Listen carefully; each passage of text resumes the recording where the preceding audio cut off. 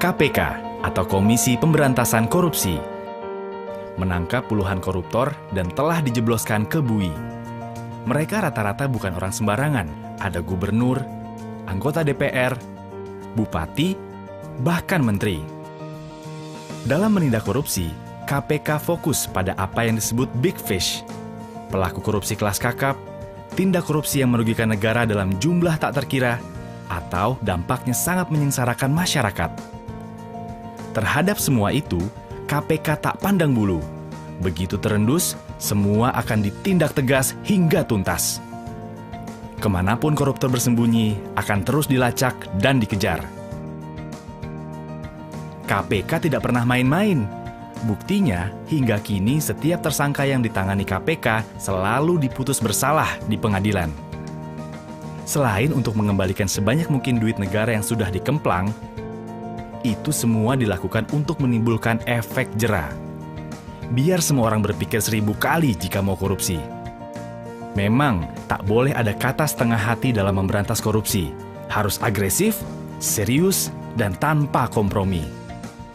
Alasannya, karena korupsi sudah sedemikian parah merusaknya. Dan kita semua adalah korban korupsi. Tengok saja kanan kirimu. Masih banyak anak putus sekolah akibat tingginya biaya pendidikan. Masih berderet pula orang sakit yang harus mengelus dada tak mampu berobat karena mahalnya biaya kesehatan.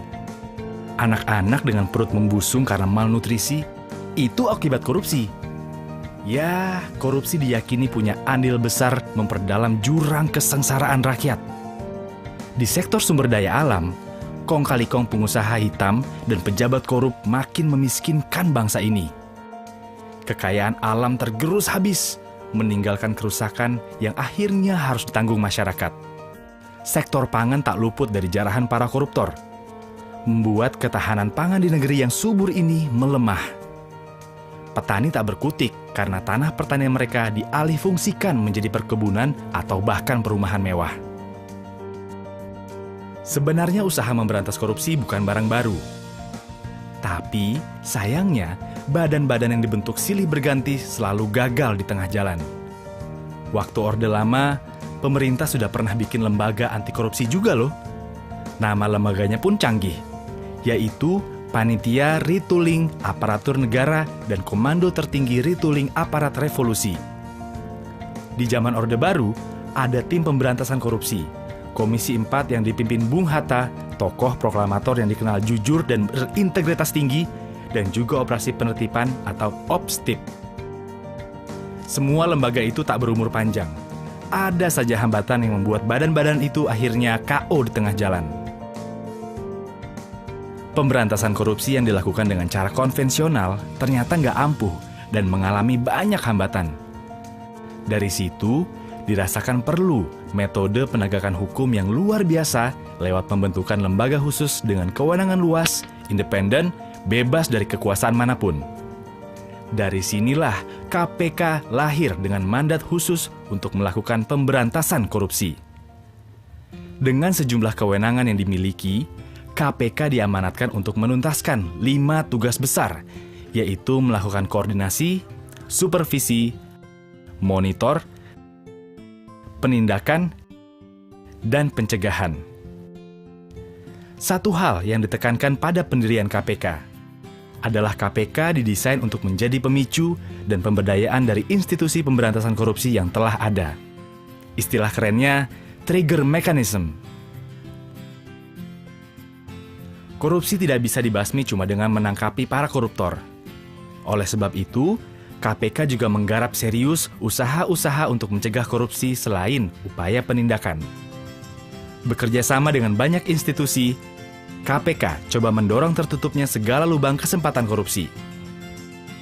Sudah banyak sekali sistem administrasi dan layanan publik yang dikaji oleh KPK untuk diperbaiki saat ditemukan kelemahan.